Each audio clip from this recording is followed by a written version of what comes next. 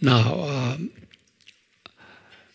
this story about Abraham and his 400 years prophecy story is known by you very much. But I'd like to give you some background information about the Abrahamic prophecy.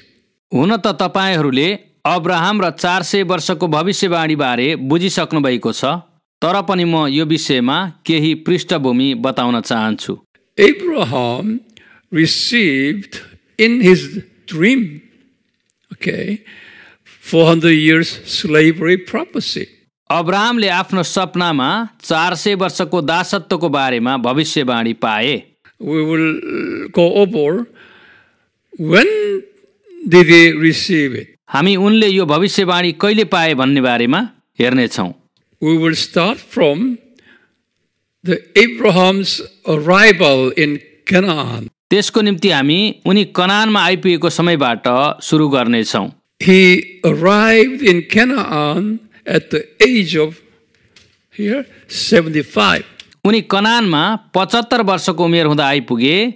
The Bible verse is Genesis 12 verse 4. Bible खण्ड उत्पत्ति 12 को 4 पद। Prior to that age, he didn't know much about Yahweh God. यो उमेर भन्दा अघि उनले यहोवा परमेश्वरलाई चिनेका थिएनन्। That is the age where he became, in a New Testament connotations, Christians.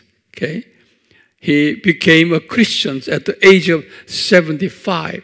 अनि यो समय चाहिँ उनको जीवनको परिवर्तनको समय हो, अर्थात् नयाँ करारको समयको अर्थमा बुझ्ने हो भने त्यति बेला उनी ईसाई भएका थिए। He came down to Canaan here. You see, he arrived in the first city, remember that's Shechem. And from there, he went down to Bethel. जब उनी कनानमा आइपुगे, उनी सुरुमा शेकेममा आए अनि त्यहाँबाट बेथेलमा गए। When he was in Bethel, the famine took place. जब उनी बेथेलमा थिए, तब अनिकाल पर्यो। It was a God's design.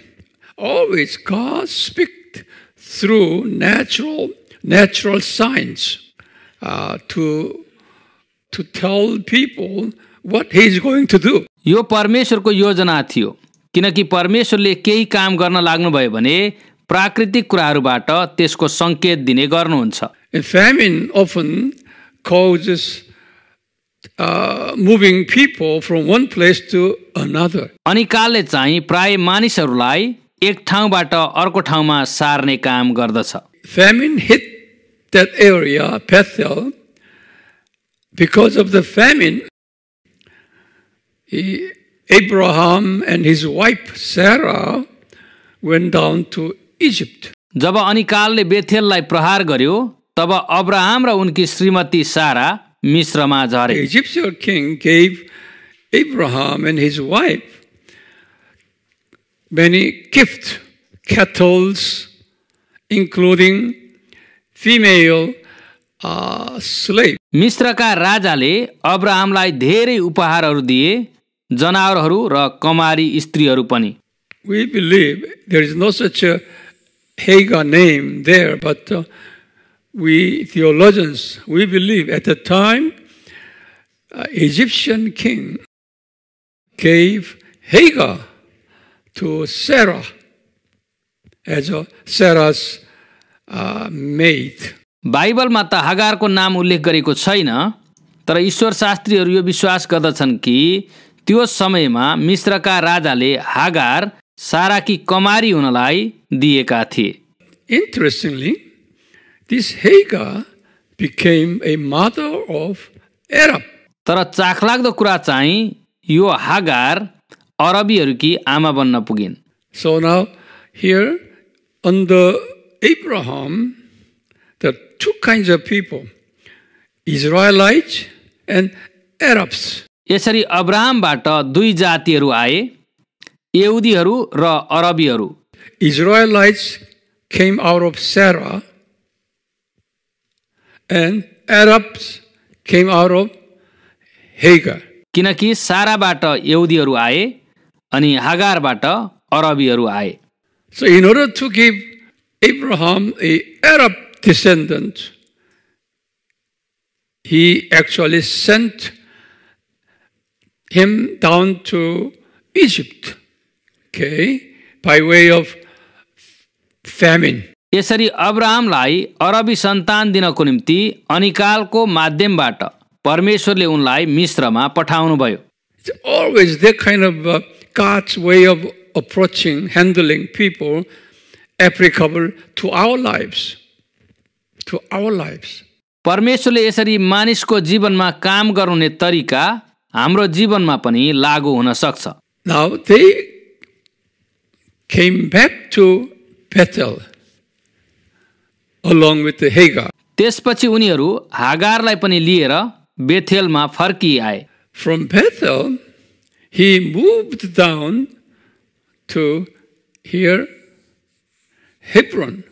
बेथेलबाट उनी हेब्रोनमा गए। But he did not stay in the downtown Hebron. He settled in an outskirt of Hebron. It's called Mamre. तर उनी हेब्रोनको मुख्य सहरमा बसेनन्, तर सहरको बाहिर माम्रे भन्ने ठाउँमा बसोबास गरे।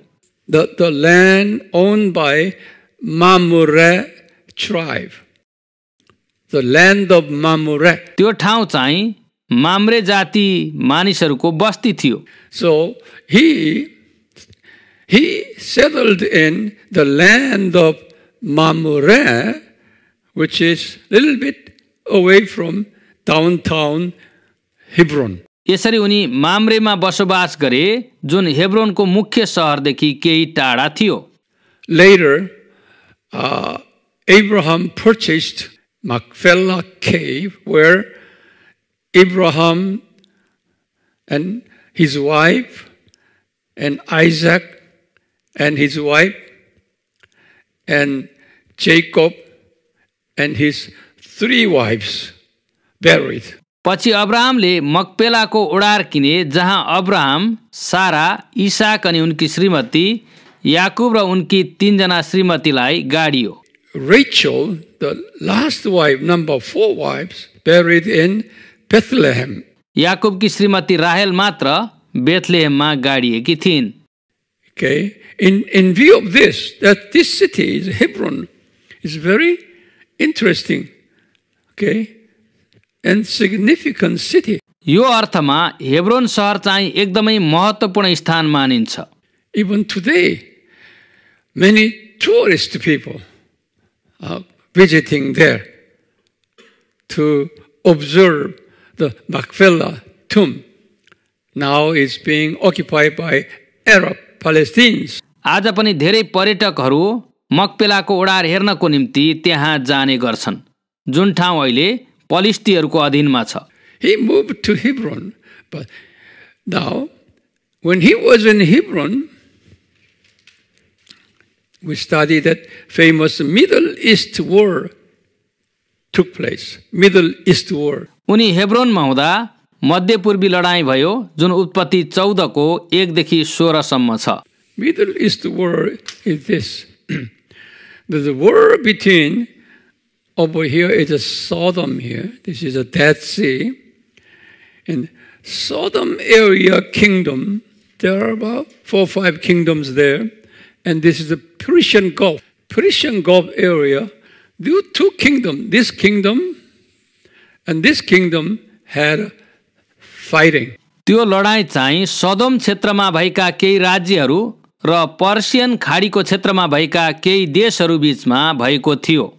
The reason is this Sodom area kingdom used to pay annual money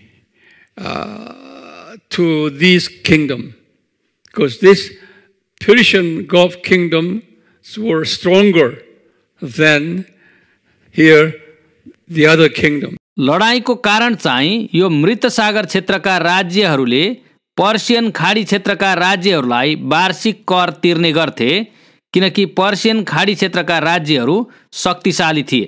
They all of a sudden changed their mind and reject their annual payment. अनि यी सदोम क्षेत्रका राजाहरूले मन बदलेर पर्सियन खाडी क्षेत्रका राज्यहरूलाई वार्षिक कर नदिने घोषणा गरे। Persian kingdom got mad at them, very angry at them, and they invaded right here and destroyed all this salt, this southern area kingdoms.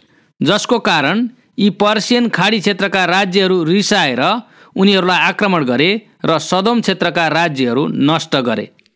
Lot, his nephew, Abraham's nephew, also was cut by them, arrested by them. He lost all his possessions by Persian kingdom. यो लडाईँमा अब्राहमको भतिज लोत पनि पक्राउ परे र Persian खाडी क्षेत्रका राजाहरूले उनको सबै सम्पत्ति समेत लिएर उनलाई लिएर गए। Someone reported that story to Abraham. Abraham was in Hebron at the time. कसैले अब्राहमलाई त्यो खबर दियो जुन समयमा अब्राहम हेब्रोनमा थिए। So Abraham with his soldiers, 318, his own soldiers participated in the war and pushed them all the way to near Damascus here, Syria, near Damascus. And Abraham claimed the victory in this battle, rescued his nephew Lot. अब्राहमले आफ्ना 318 जना लडाकुहरू लिएर ती Persian खाडी क्षेत्रका राजाहरूलाई खेदे र उनीहरूलाई सिरियाको दमस्कससम्म धपाई उनीहरूमाथि विजयी भए र आफ्नो भतिजलाई छुट्याएर ल्याए। On the way back to Abraham just arrived here in Jerusalem. We call the Salem. लडाईँ जितेर फर्कँदा अब्राहम यरुशलेममा पसे जसलाई सालेम भनिन्थ्यो। I'm talking about the Genesis chapter 14 story here. म अहिले उत्पत्ति 14 अध्यायको कुरा गर्दैछु। And all of a sudden, one man by the name of Melchizedek greeted. He is a king of Salem.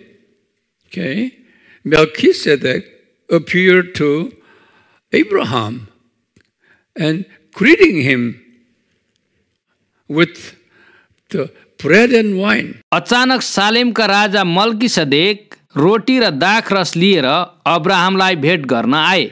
The Melchizedek in Hebrew, milk means a king. Melchi means king. Zedek means righteousness. So the king of righteousness. Hebrew भाषामा मल्की भनेको राजा हो र सेदेक भनेको धार्मिकता हो। यसरी मल्की सेदेकको अर्थ धार्मिकताका राजा भन्ने हुन्छ।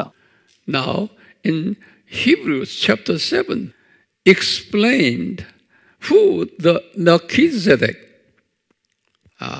in this Genesis chapter 14. And it says that was incarnated Jesus Christ. हिब्रूको पुस्तक 7 अध्यायमा यी उत्पत्ति 14 अध्यायमा देखा पर्ने मल्कीसेदेक चाहिँ मानिसको रूपमा आउनुभएको येशू ख्रीष्ट हुनुहुन्थ्यो भनी बताइएको छ।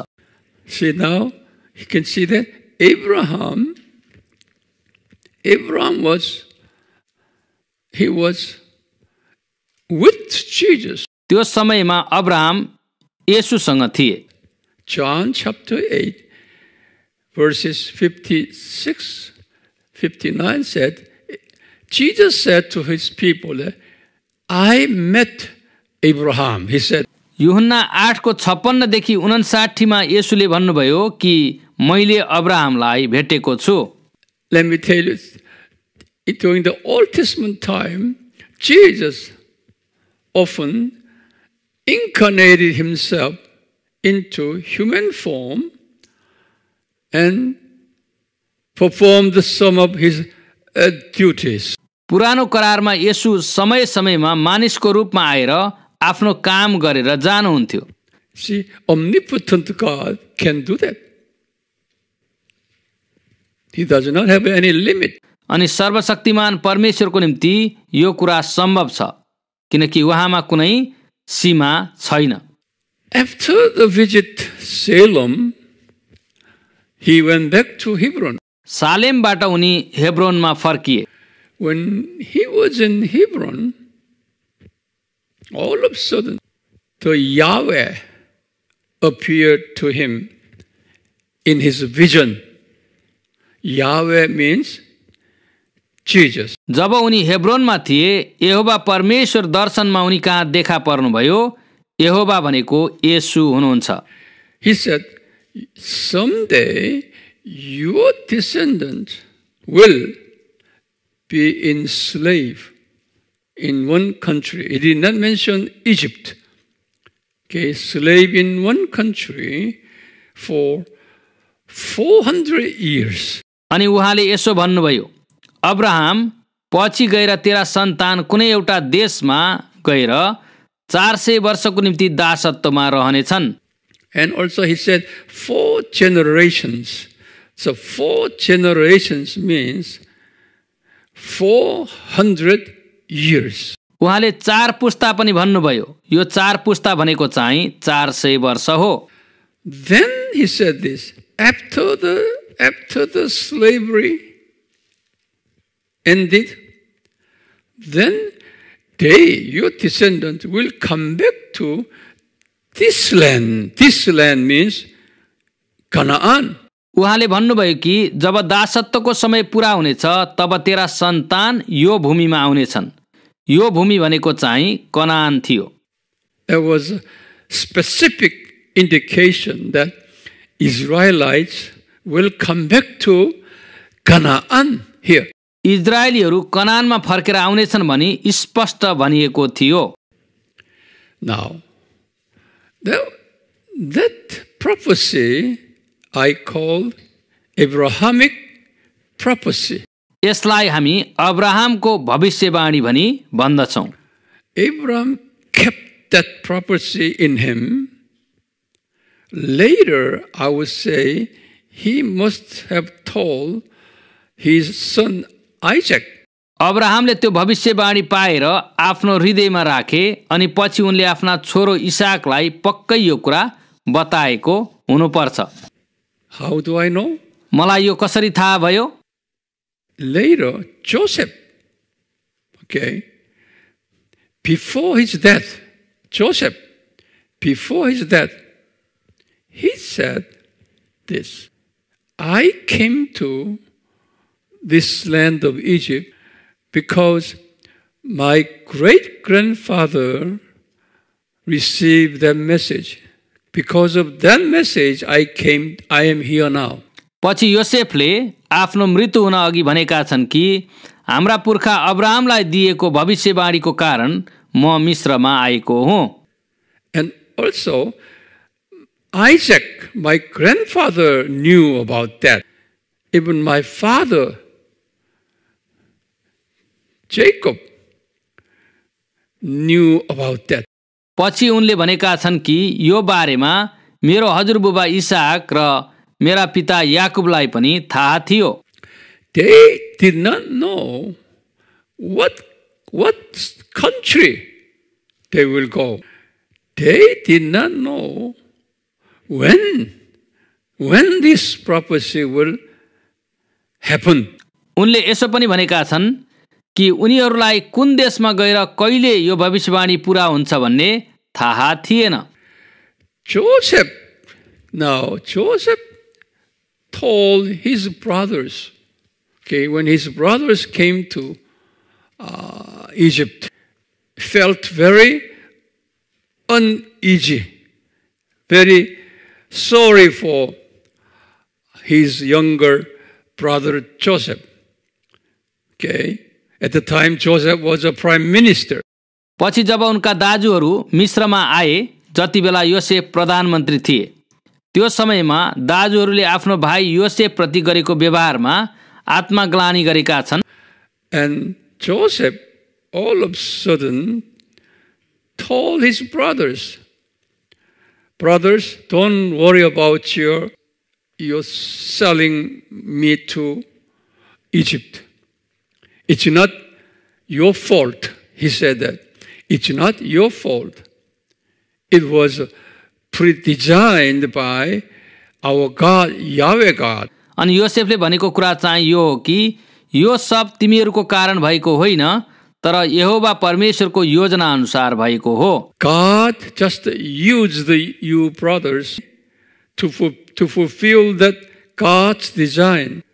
To fulfill that God's design, you, my brothers, you sold me to Egypt. परमेश्वरले आफ्नो योजना पूरा गर्न तिमीहरूलाई प्रयोग गर्नुभएको मात्र हो र त्यो पूरा गर्न तिमीहरूले मलाई मिस्रमा बेचेका हौ. According to God's plan, I became a prime minister. It was not because of I was a right person. म आफ्नो धार्मिकताको कारणले प्रधानमन्त्री भएको होइन तर यो त परमेश्वरको योजना पूरा गर्न भएको हो. Therefore, my brothers, don't worry. Okay? Don't feel sorry to me.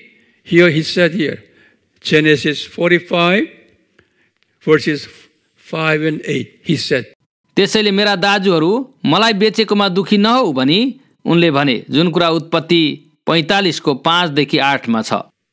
So many times we often teach and preach Joseph that you should be like Joseph. He was a very honest man, very humble man. He prayed a lot, and he even rejected sexual temptations. You know, finally he became a high position in Egypt, prime minister. Therefore, you should be like Joseph.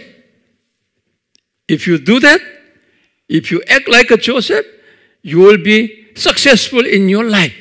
धेरै पटक हामी यस्तो कुरा सिकाउँछौं कि योसेफ असल व्यक्ति थिए, उनी इमानदार थिए, उनी धेरै प्रार्थना गर्थे अनि उनले व्यभिचारको परीक्षालाई पनि जिते. त्यसैकारण उनी प्रधानमन्त्री बने. तपाई पनि योसेफ जस्तै जीवन जिउनु भयो भने सफल हुनुहुनेछ.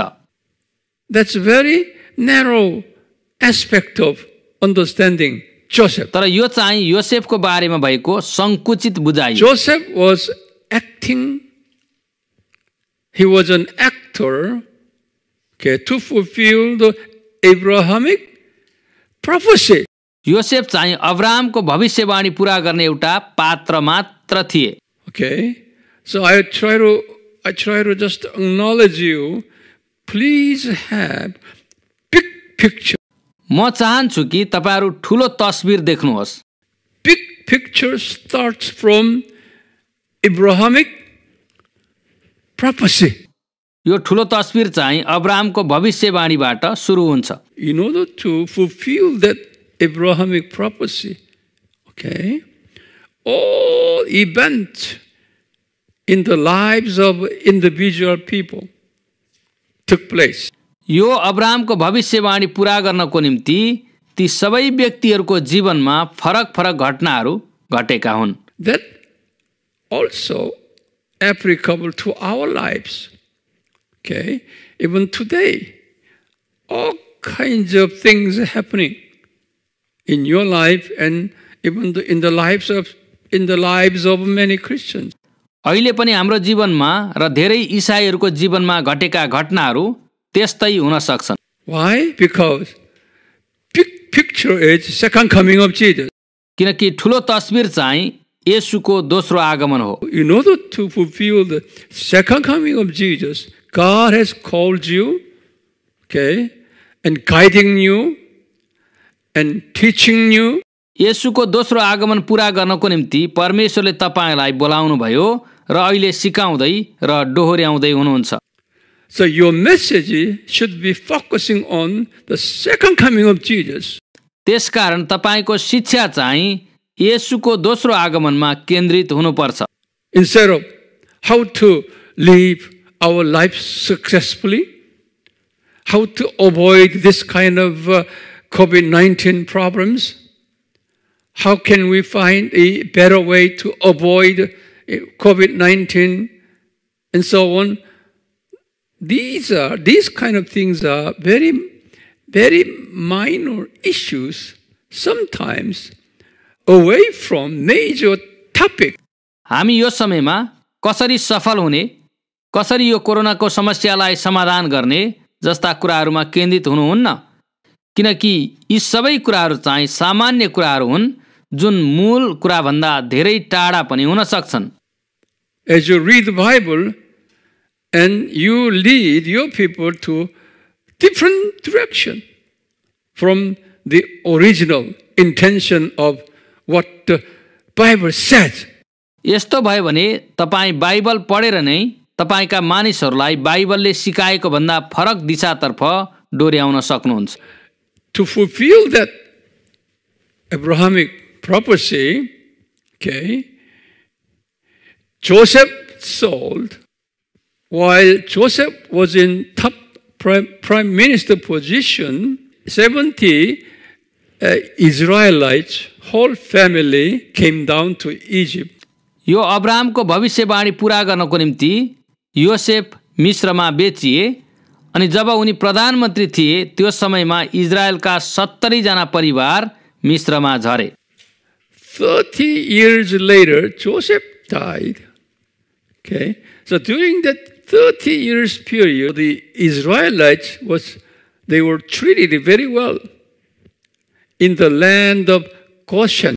त्यो समयमा योसेफको मृत्यु हुन अघि 30 वर्षसम्म इजरायलीहरू एकदमै असल जमिन गोसेनमा राजकीय सम्मानका साथ रहन पाए। The southern part of Egypt is kind of a wilderness. It's a desert, desert shape. But only the northern part is a fertile area.